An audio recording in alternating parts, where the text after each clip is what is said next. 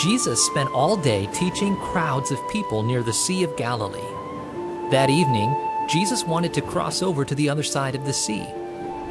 So Jesus and his disciples left the crowds. They got into a boat and began sailing. Some of the people from the crowds followed in their own boats.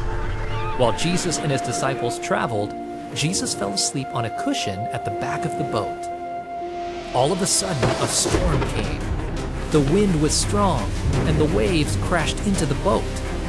Water was rushing into the boat, and the disciples were afraid. Many of the disciples were fishermen.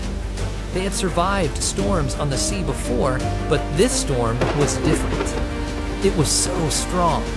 If the water kept coming in the boat would sink. Surely they would all drown. The disciples looked to Jesus for help, but Jesus was still fast asleep at the back of the boat. He didn't seem to even notice the storm. Did Jesus care that they were about to sink into the sea?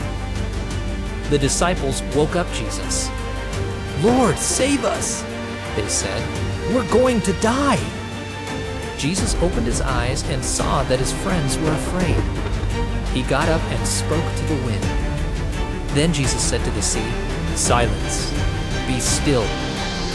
At the sound of Jesus' voice, the wind stopped blowing and the waves stopped crashing. Everything was calm, and the disciples were safe. Jesus looked at his disciples and asked, "Why are you afraid? Do you still have no faith?" The disciples were amazed. "Who is this man?" they asked each other. "Even the wind and the waves obey him."